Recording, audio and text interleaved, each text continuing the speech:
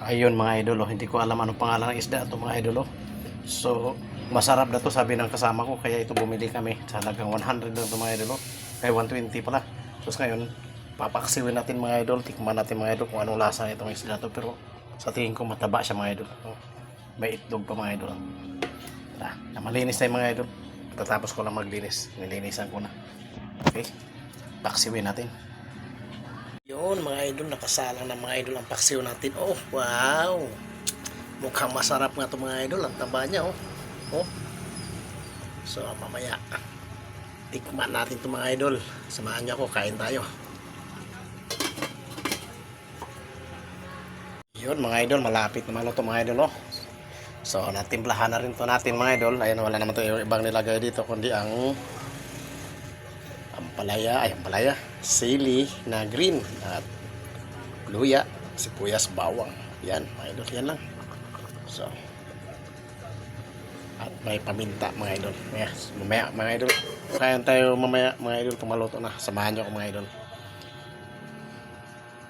Oh, ito na ang finished product mga idol. Tapos na mga idol, luto na mga idol. Tara, kain na tayo mga idol. Kain tayo kain. Yun na mga idol. Oh, ang taba nito mga idol. Ang laki mga idol. Oh. So, ayan na. Ayan na tayo mga idol. Saan nyo deliver yun, Ben? Ito sa kabila, ano, di ba yung...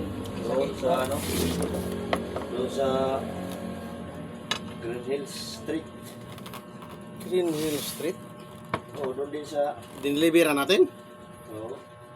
Pero hindi doon sa kabilang building. Kaya mo nga ba? Sa kabilang building. Ay, kabilang subdivision, di ba? Nag-deliver tayo yung kay Gaysay, no? Doon tayo pumapasok sa malapit sa Bitron. Oo, doon. Yung katapat na subdivision, hindi doon.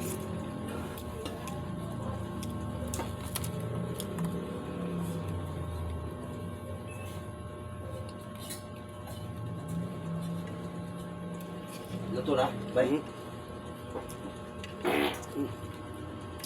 Ben. Luto na, bye. Oo, ito na.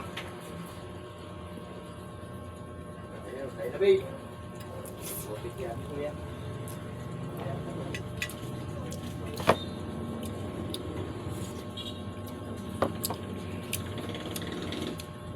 Ayan na, pwede ka na. Maghuwasin ka na. Para matisting. Maghuwasin ka na para matisting. Ata na. Huwasin, ayun.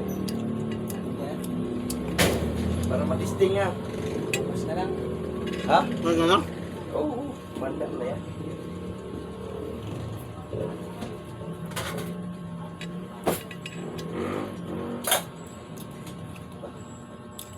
Ulo din yan. Sa bahay ko, yan na lang. Ha? Yung Saan? nandyan talaga ng plato. Anong sige mo? Yung ulam. Pinirito. Po, ito po dyan, hindi mo kinain. Hindi ka kumain ka ng umaga? Naghanap ako ng ulam eh. May ulam na nandun eh. Saan? Doon sa rice cooker, may kanin din doon. May ulam din. Wala akong ulam. Ha? Nandun nakalagay sa rice cooker. Ah, yan ang dito binaluglat. Ha? Yan ang Ah, ibabaw lang. Sa ibabaw lang eh. tinignan ko dyan no, sa may pingganan kasi di alam ko nila nakalagay ng kagabi yan eh. Nandun sa kanin. Binaon yata. Inilipat. Inilipat mga dibayan yun. Galing yun din sa pinggan. Inipat ko nga kay baka mamaya hindi mo tingnan ron. Galing sa pinggan yun eh. Tapos nilipat dibayan din doon sa rice cooker. Tinignan mo sa pingganan. Ano yung nakalagay ng gabi yan eh sa tabi na niya. Ay, ano. Ligo na agad ako. Nakalimutan lang kita eh.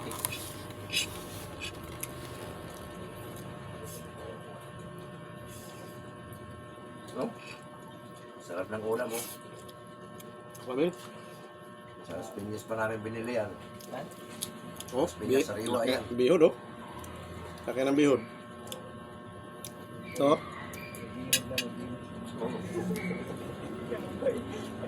Hindi, totoo na. ito.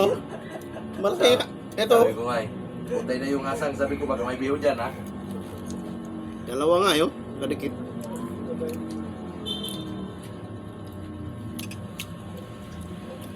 Ayan na, gumagana na yan.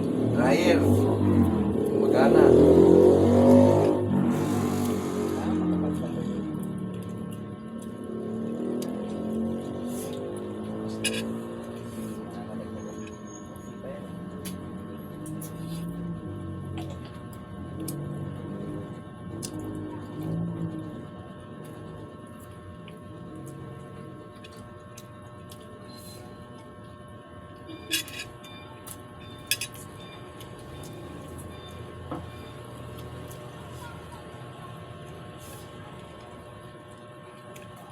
Sarap ng bingkod. Taba.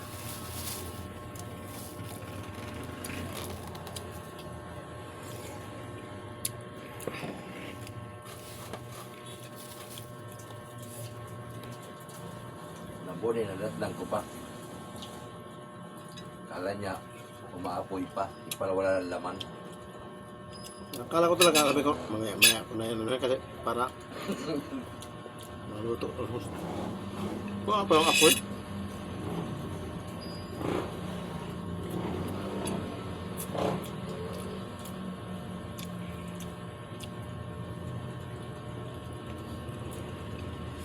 Sabi ng tropa, dadating yung tuna.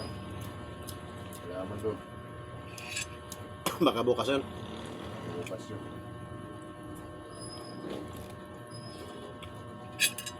Bukas mag tuna tayo. Ikaw talaga.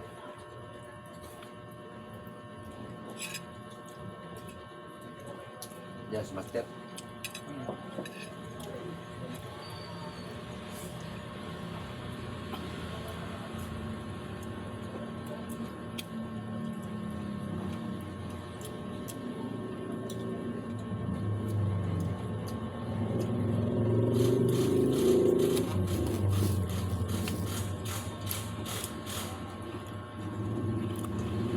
Ito na yung bihon.